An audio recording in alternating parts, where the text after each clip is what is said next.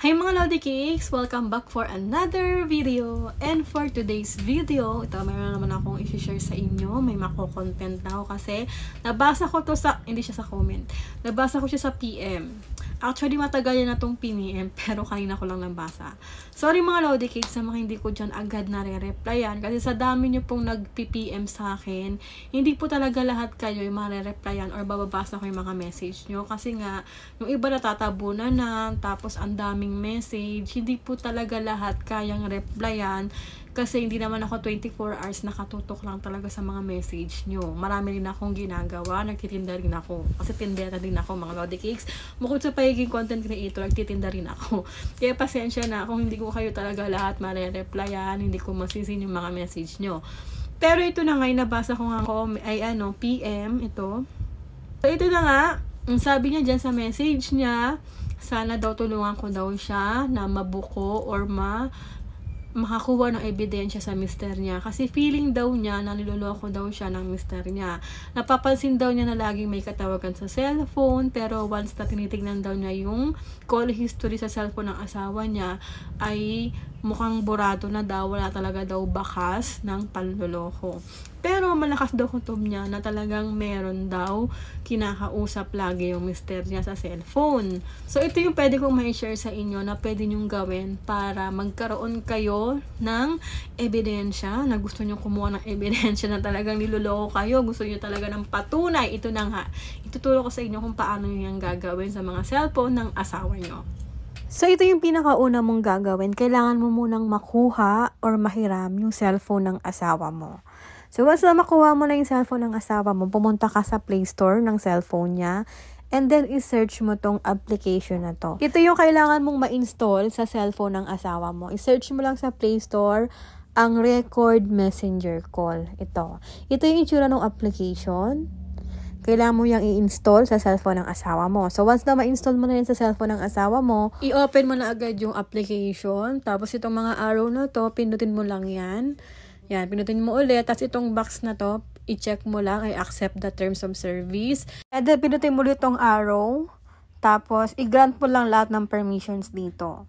Yan, allow mo lang lahat yan. And then, after mo i-allow lahat yan, enable service, pipindutin mo to.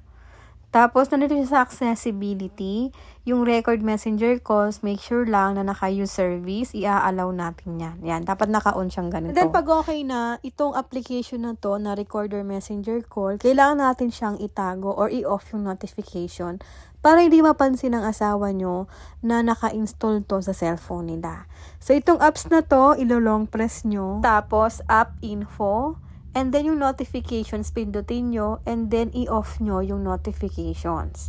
Yan, naka-off na. And then after nyan, gawan nyo ng paraan para maitago natin yung apps. Pwede nyo siyang ilagay sa mga folder.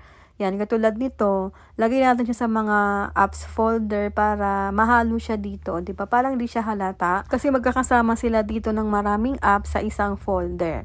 Huwag nyo siya i-display sa pinaka-home screen kasi madaling makita yon. So, after nyan mga Lodi Cakes, lahat ng mga tatawagan niya or tatawag sa kanya, lahat ng mga yun mga Lodi Cakes, kung ano yung mga pinagsasabi niya sa kausap niya, lahat yun marirecord at hindi niya malalaman na lahat pala yon ng messenger calls, phone calls niya ay naka-record. Tapos, para mapakinggan mo yung mga call records, kunin mo ulit yung cellphone ng asawa mo, tapos i-open mo ulit itong apps na to, itong record messenger calls. Tapos, dito makikita mo na yung call recorder.